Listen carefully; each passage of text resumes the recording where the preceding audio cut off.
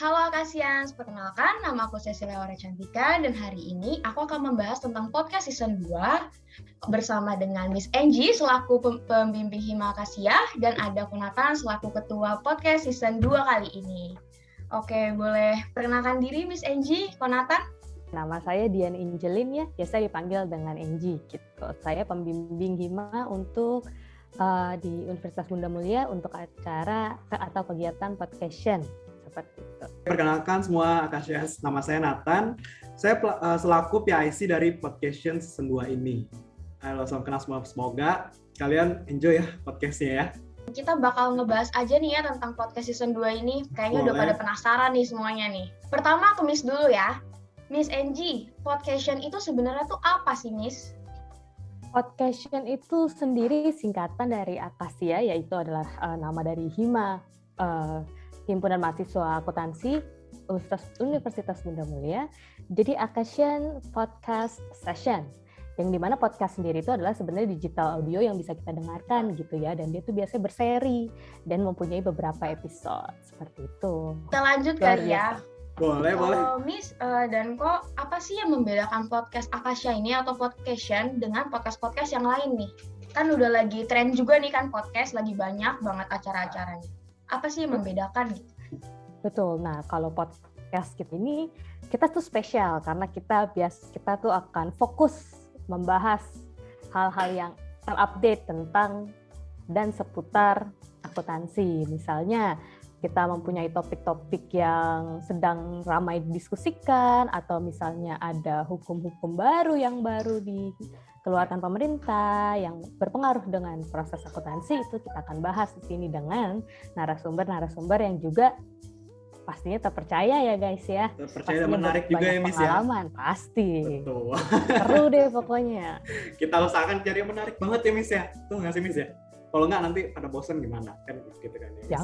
Jangan. Kita mesti cari yang seru-seru gitu ya Miss ya. Ya jadi kita sebenarnya sudah ada ya Miss ya. Udah ada 4 episode yang sudah kita tentukan, cuma kita mungkin kalau semisal ada kasus-kasus yang terupdate gitu, kemungkinan kita bisa ganti ya Miss ya untuk temanya ya Miss ya. Siapa tahu ada yang lebih seru gitu ya Miss ya. Pokoknya kita mengangkat tema-tema tuh yang membuat orang penasaran. Dan orang tuh biasanya bertanya-tanya akan hal ini gitu. Nah, betul. Kita akan mengangkat topik-topik seperti itu sih ya. Nah, betul sekali. Tentunya di akuntansi ya Miss, ada pajak, manajemen, gitu ya Miss ya. Yes. Mungkin semua peranahan akuntansi gitu ya. Betul. Tujuan untuk diadakan podcast nih Miss, mungkin tadi kan udah sempat disinggung juga tuh dari manfaat-manfaatnya, tapi mungkin bisa dijelasin lagi nih Miss tujuannya. Kita sih tujuannya pure untuk berbagi pengalaman, berbagi ilmu, untuk sharing gitu ya sama teman-teman yang tertarik atau misalnya yang misalnya punya cita-cita menjadi akuntansi atau menjadi murid akuntansi atau sekarang sedang praktisi akuntansi atau sedang belajar akuntansi, seperti itu. Kita menyediakan informasi-informasi terupdate, informasi terkini, dan kita akan tipenya berdiskusi, jadi kalian juga lebih nontonnya lebih rileks, tidak seperti dikuliahi begitu ya teman-teman. Oke. Nah sekarang aku mau naik ke Konatan nih, perbedaan podcast season 1 sama podcast season 2.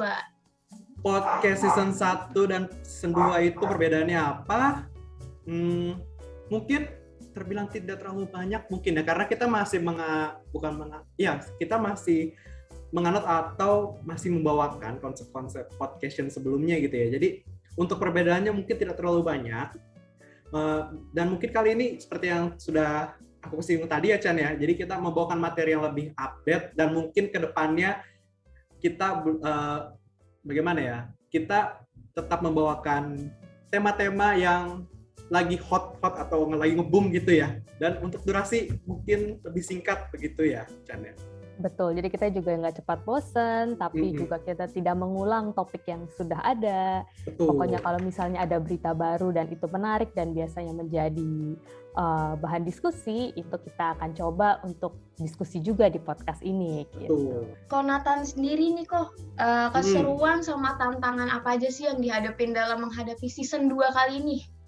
Untuk tantangan, untuk kita masih ada 3 season selanjutnya. Tapi mungkin untuk teaser-teaser atau trailer-trailernya gitu ya, sudah disinggung-singgung di di episode 1 gitu ya, dan Miss Enji juga tahu, Cantika juga tahu kan sendiri ya. Jadi untuk tantangan ya sebetulnya terutama dari jadwal-jadwal untuk narasumber itu mungkin cukup menjadi tantangan yang agak berat gitu ya, karena kita harus menyesuaikan dengan MC-nya, dengan narasumbernya juga gitu ya. Dan untuk sebenarnya untuk memanage tim yang lumayan beranggotakan banyak mungkin ya seperti itu gitu. Kalau Miss Enji gimana, Miss? Mungkin Cantika gini, karena kita kan ini ya, podcast kita seperti udah disinggung sama Nathan juga, kita tidak sepanjang podcast season sebelumnya kita panjang banget tuh, terus kita nilai sepertinya kalau podcast ngomongin gosip orang mungkin lebih betah gitu kan, tapi kalau accounting kemungkinan dan kita ngomong bisa setengah jam sampai 1 jam mungkin kurang tune in nanti pendengarnya gitu. Jadi kita berusaha untuk memangkas waktu podcast kita, dan tantangannya di mana dengan waktu yang telah dipangkas itu kita masih bisa memberikan informasi yang memadai, informasi yang cukup lengkap atas topik-topik yang sedang dibahas begitu. Oke, kalau terakhir nih pesan-pesan untuk para Akasians yang lagi nonton atau mendengarkan nih Miss, kok apa ya? Mungkin dari Miss dulu ya, boleh Miss. Kalau dari saya tuh pokoknya kita harus tetap semangat. Ilmu itu bisa kita dapatkan dari mana saja, termasuk dari podcast ya, mau formal, mau informal. Kita kan kalau kita mau mencari ilmu, pasti ilmu itu akan tersedia buat kita. Dan tetap jaga kesehatan karena kita sedang tidak tahu ya masa-masa seperti ini gitu. Tetap semangat, jaga kesehatan, selalu happy. Gitu ya, guys. Oke. Untuk kalau dari aku sendiri, yaitu mungkin untuk teman-teman seperti Miss Enji singgung tadi ya, itu kalian bisa belajar di mana saja, bisa juga dari podcast yang kita sudah rekam dan edit sedemikian rupa untuk kalian. Itu kalian bisa dapatkan ilmu-ilmu juga ya, karena belajar itu tidak selalu harus membosankan gitu ya Miss ya. Jadi kalian bisa tonton podcast ini dan juga tetap semangat banget untuk jalanin kuliahnya, karena kalian mau dapetin semangat juga, ini tonton podcast ini karena banyak pengalaman dari narasumber yang terbilang kita bisa relate mungkin ya dari akuntansi sendiri gitu ya, sebagai akuntan gitu ya. Mungkin dari itu aja sih aku, Chan. Oke, berarti udah cukup kali ya biar bisa langsung next ke videonya. Tapi mungkin dari Konatan ada pesan tambahannya kok? Pesan tambahannya jangan lupa kritik dan saran kalian kita tampung, karena ini episode pertama, gue juga baru gitu guys ya. Jadi kalian bisa mungkin kasih kritik dan saran untuk kedepannya kualitas podcastnya jadi lebih mantap lagi gitu. Jangan lupa isi link kuesioner di bawah ini. Ayo udah itu editor tolong. Begitu. Jadi untuk dari aku tambahannya itu aja sih, Chan. Jangan lupa ya, kritik dan saran kalian benar-benar berharga buat kita. Diisi kuesionernya. Betul, harus diisi ya guys ya. Tolong guys. Oke, berarti kalau gitu thank you Konatan, thank you Miss Enji atas waktunya. Thank you juga, Chan. Sekarang kalian semua bisa lanjut ke videonya. Oke. Bye-bye. Bye-bye semua. Enjoy the video.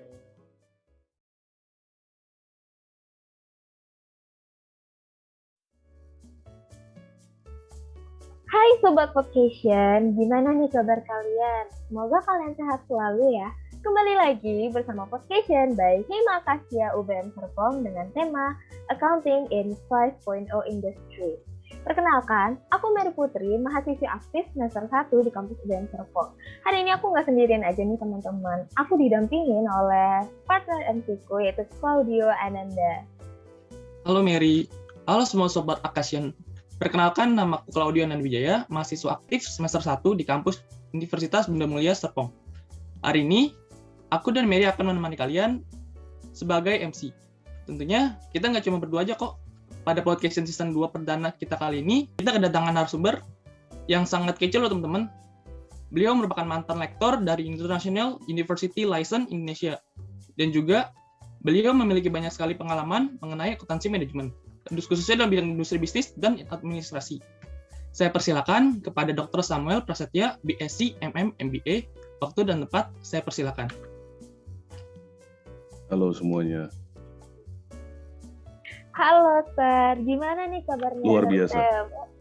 Saya dan Claudio ingin mengucapkan terima kasih atas ketersediaan Sir Sam menjadi narasumber dari Podcast Season 2 perdana kita hari ini. Mungkin boleh Sir say hi untuk teman-teman kita yang lagi nonton. Halo teman-teman semua, salam sehat, salam semangat terus walaupun kondisi mungkin masih belum mendukung, tapi kita tetap maju dan kita tetap bersyukur apapun yang masih kita bisa lakukan sampai dengan hari ini. Apalagi Mary yang bisa saya sampaikan. Jangan lupa membayar IPL, jangan lupa membayar bensin gitu ya.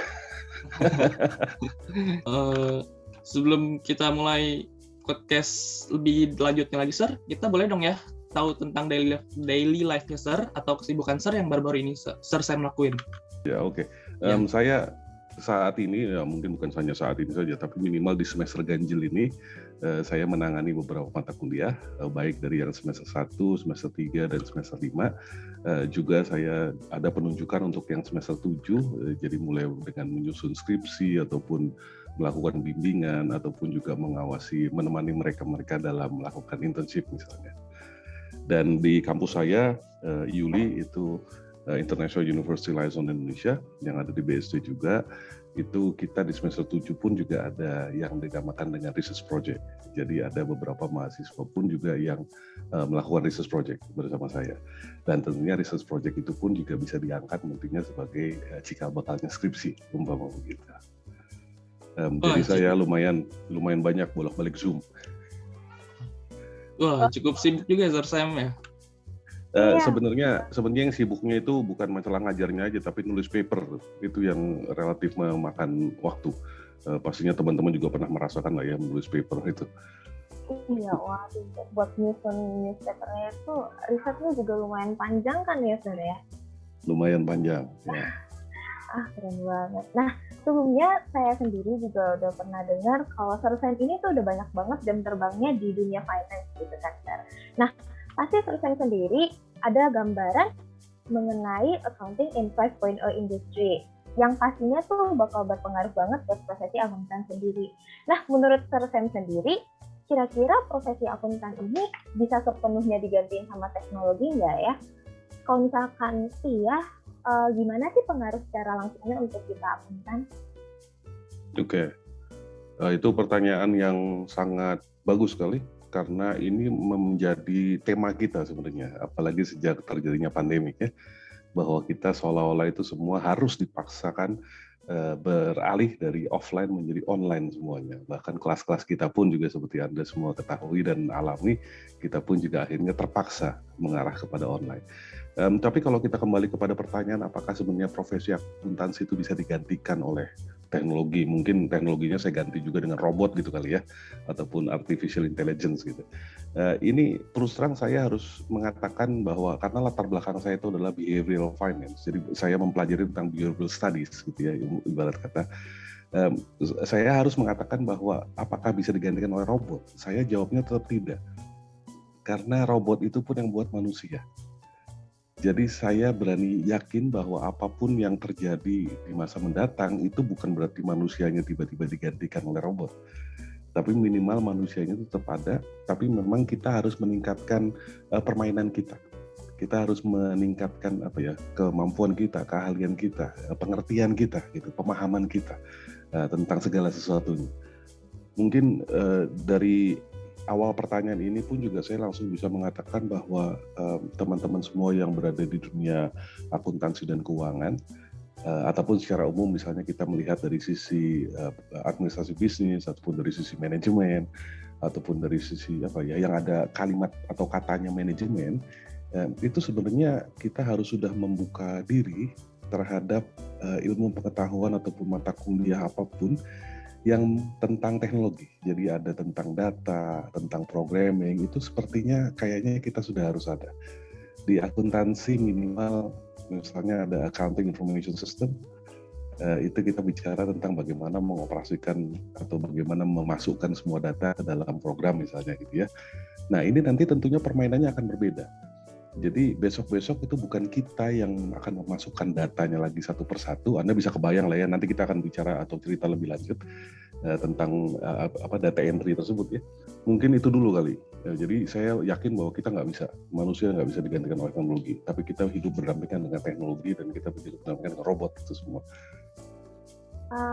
Ya seperti itu. Saya juga setuju dengan tersendiri kalau emang benar manusia dan teknologi emang saling berdampingan dan kita sebagai manusia ini main brain-nya yang bikin teknologi jalan kan ya Sir ya.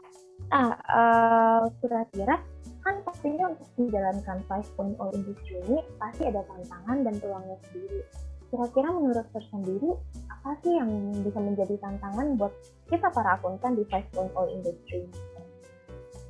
Oke, ini mungkin apa yang akan saya utarakan ini agak sedikit kontradiktif gitu ya, karena dalam hal ini saya juga bicara sebagai dosen dan saya juga bicara kepada Anda juga yang sedang mengayomi atau menjalankan perkuliahan dan juga tentu bicara terhadap atau atas nama dosen semuanya gitu ya. Tapi kesannya ini agak sedikit kontradiktif, jadi saya minta maaf dulu. Tapi kita harus tahu sama tahu gitu ya. Ini masalah yang, kita bicarakannya tentang akuntansi dulu. Nah, ini masalah yang kita hadapi di dunia akuntansi. Kalau kita bicara peluang dan kesempatan ataupun tantangan gitu ya, ini kita balik ke dunia akuntansi dulu. Karena akuntansi itu ada istilah kerennya tuh ada SOP-nya gitu ya, bahwa kita harus belajar debit kredit gitu misalnya. Kita harus belajar tentang T-account gitu ya. Kita harus belajar tentang balance sheet, harus trial balance dan segala macam gitu-gitu ya. Pertanyaan saya tuh gini, sebelum saya menjawab peluang sama tantangannya itu tadi. Kenapa saya harus tetap belajar debit kredit? Karena besok kan yang ngerjain robot. Saya besok itu nggak perlu belajar tentang debit kredit di dunia akuntansinya. Jadi ini kita ngomong akuntansi pembukuan itunya segala macam. Saya tidak perlu tahu itunya. Tapi yang hanya saya perlu tahu misalnya adalah aset itu tuh adalah aset apa saja. Aset itu pasti harus ada temennya apalagi gitu loh. Sehingga kalau misalnya Anda membeli satu barang ya, misalnya umpama laptop gitu, nah itu barangnya bertambah, lalu apalagi yang berkurang? Kan harus ada yang bertambah, harus ada yang berkurang. Nggak bisa dua-duanya bertambah gitu loh ya. Itu akan sangat mustahil sekali, dan itulah yang disebut dengan double booking gitu kan kalau di accounting. Tapi kita besok bicaranya bukan masalah itu. Nah, sehingga tantangan yang ada di dunia akuntansi itu adalah satu, kita bisa nggak, boleh nggak, mau nggak mendobrak pintu itu. Bahwa akuntansi dasar itu bukan hanya semata-mata bicara tentang Anda harus tahu debit kredit, Anda harus bisa bikin trial balance, Anda harus ngerti lagi nutupnya misalnya. Ya kayak seperti yang revenue itu kan harus ditutup ya setiap bulan umpama gitu ya. Itu Anda nggak perlu tahu itunya, tapi Anda perlu tahu alurnya. Jadi makanya tadi di awal saya bicara tentang accounting information system, karena itunya justru yang harus Anda pelajari, pahami. Nah itu tantangan yang sangat besar di dunia pendidikan, karena kita seolah-olah kayak terkurung di dunia yang sudah baku sekali dan kita tidak bisa mendobrak itu. Karena besok dari data yang masuk itu dikerjakan robot sampai dengan jadi neraca itu dikerjakan dengan robot. Andanya tuh sebenarnya besok nggak perlu ada, tapi andanya itu yang menjaga, menemani robotnya supaya balance sheet-nya oke kan gitu ceritanya, supaya income statement-nya oke, supaya cash flow-nya oke gitu kan. Bahkan Anda yang harus berada juga di sana untuk misalnya umpama ngitung rasionya kan gitu, bikin grafiknya. Tapi itu bukan Anda yang bikin grafiknya, itu robot, cuma Anda nemenin. Nah, sehingga peluang apa yang harus kita miliki atau peluang apa yang harus kita ciptakan? Anda sebagai orang ini, Anda semua di akuntansi kan ya berarti? Betul, Pak. Oke. Jadi kalau Anda di akuntansi, saya nggak tahu dari sisi kurikulumnya, tapi seolah-olah atau misalnya di kampus Anda ini kurikulumnya boleh ngambil dari jurusan lain, karena sekarang ada MBKM ya, Merdeka Belajar Kampus Merdeka, itu diperbolehkan ngambil dari prodi lain. Saya sangat mengusulkan kepada Anda, coba ngambil komputer. Ya, khususnya tentang data, khususnya tentang olah data, khususnya tentang analisa data, khususnya tentang programming, khususnya tentang coding, misalnya begitu. Supaya kita sebagai orang akuntansi nih ya ceritanya, itu jangan cuma semata-mata tahu, oh ini harusnya debit kreditnya gini, harusnya gini, harusnya gini. Kita nggak butuh besok ngomong itu. Kita butuh tahunya adalah ini nanti gimana ya jadinya. Nanti ngitungnya gimana pajaknya, nanti ngitungnya net income-nya gimana gitu kan. Nanti ada net income-nya itu gunanya buat apa? Itu langsung tersusun rapi semua. Nah ini mungkin sekaligus saja saya ceritakan langsung gitu ya. Anda bisa kebayang misalnya satu transaksi saja dari Gojek. Umpama, sorry kalau saya nyebutin merek gitu ya, tapi ini akan sangat membantu kita mengerti. Misalnya saya sebagai pengendara Gojek, Anda pesen makanan. Itu Anda kebayang nggak sih di latar belakangnya kayak apa terjadinya? Di pencatatannya maksud saya. Itu sangat mengerikan loh. Karena dari satu transaksi pesan makanan, misalnya kita ambil aja lah makanan yang umum-umum. Anda pesan makanan A, itu si Gojeknya itu harus mencatat makanan A, restoran A, gitu kan? Sorry, kita mulai dari yang gede dulu lah. Kita harus masuk restoran A. Jadi itu Anda bisa kebayang punya chart of account restoran A. Lalu dari chart of account restoran A, Anda kebayang punya jenis makanannya apa atau minumannya apa. Iya kalau mesen cuma satu. Kalau saya mesennya 20 macam, Anda bisa kebayang itu langsung. Apakah dari Anda semua di sini ada yang mau duduk di belakang komputer masukin data entry 20 per satu orang saja loh ya. Waduh, bakal keteteran sih sana misalkan satu orang masukin 20 sekaligus. Ya. Dan itu hanya baru satu orang. Lalu itu baru hanya restoran tertentu saja, baru satu restoran ya, sorry. Lalu sudah gitu, coba Anda terusin lagi. Itu baru makanannya saja. Gimana caranya saya ngitung untuk membayar ke Gojeknya, ke orangnya, ke sayanya yang sebagai pengendara Gojek. Gimana saya menghitung bonusnya. Betul? Itu harganya kan beda-beda. Saya yakin teman-teman pasti tahu kalau saya buka restoran dan saya masukin ke Gojek itu berarti harganya saya markup dulu terus baru didiskon gitu ya. Nah itu Anda silahkan saja ngerjain markupnya dan diskonnya dulu. Ingat satu orang misalnya 20 transaksi, satu restoran. Dalam satu hari itu misalnya ada 10 orang saja. Dan 10 orangnya itu punya 10 transaksi. Berarti udah ada 100 transaksi kan? Itu baru satu orang Gojek loh ya. Itu kalau misalnya dikerjain manual mungkin sampai berlembur-lembur kali ya, Sir. Nah, justru itu. Karena kita lagi ngomongin tentang soal yang 5.0 ini atau accounting 5.0 gitu ya. Misalnya kan konon katanya semuanya serba 5.0 sekarang. Tapi sebenarnya kan ini diciptakan atau diperkenalkan oleh orang-orang Jepang pertama kali gitu ya. Di mana mereka bilang Society 5.0. Are we ready? Gitu kan?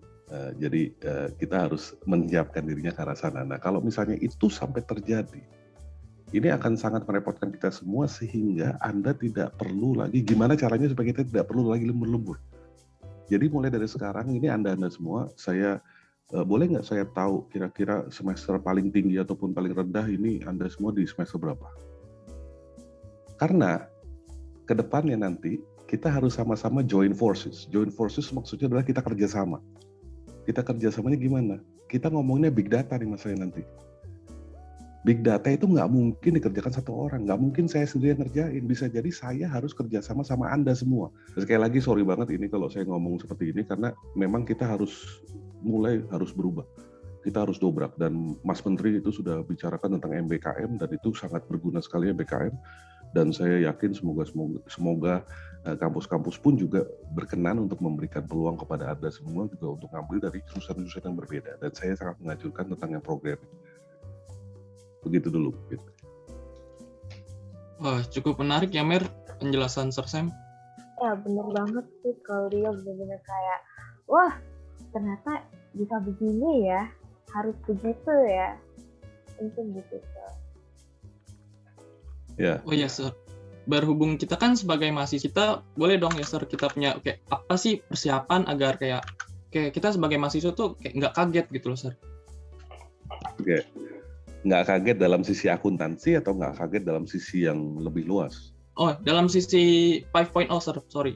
Dalam sisi 5.0, oke. Anda semua tahapan pertama harus belajar kerjasama. Saya ngomong gini, ini pasti akan banyak teman-teman yang tidak setuju dan akan protes, termasuk mungkin teman-teman dari tim perdosenan dan ataupun dari kampus. Kenapa? Karena dalam ilmu ataupun bukan ilmu, dalam kondisi 5.0, kita nggak usah ngomong 5.0 dulu, 4.0 itu sudah kita ngomongin tentang kolaborasi, guys. Setuju nggak dari situ? Kalau kita nggak kolaborasi, kita nggak akan mungkin bisa maju. Kita ini ibarat kata gitu ya, mudah-mudahan contoh saya sangat mengena. Saya suka kasih contoh dari yang sangat sederhana. Misalnya saya jualan warung. Saya punya garasi misalnya gitu ya. Nah, garasinya bisa saya gunakan sebagai warung. Anda tahu nggak kalau memang saya seolah-olah cuma warung gitu. Tapi kalau saya kerja sama yang online itu segala macam, itu saya akan bisa jauh lebih meliputi banyak orang. Kalau saya nggak pakai itu segala macam, saya cuma melayani masyarakat sekitar saya. Nah, jadi apa yang harus kita lakukan sebagai mahasiswa atau apa yang kita harus coba? Kalau boleh, kita harus belajar kerjasama. Tapi ini yang harus kita dobrak juga. Karena di kampus, di sekolahan bukan hanya di kampus ya, kita diajarinya kan nggak boleh kerjasama. Kuis nggak boleh nyontek, ujian nggak boleh nyontek, skripsi nggak boleh kerjasama gitu. Nah, itu harus ditanamkan dari sekarang. Jadi terlepas dari dunia akuntansinya ataupun tidak, gitu ya, kita harus belajar kolaborasi. Kolaborasi apa yang bisa kita lakukan? Mulai dari hal yang kecil. Misalnya kepada teman-teman dosen, umpama, boleh nggak kira-kira Mary sama Claudia mengerjakan tugas bareng? Boleh nggak mereka kuis bareng? Jadi grup kuis, gitu istilahnya. Boleh nggak final exam-nya barengan, gitu misalnya ya.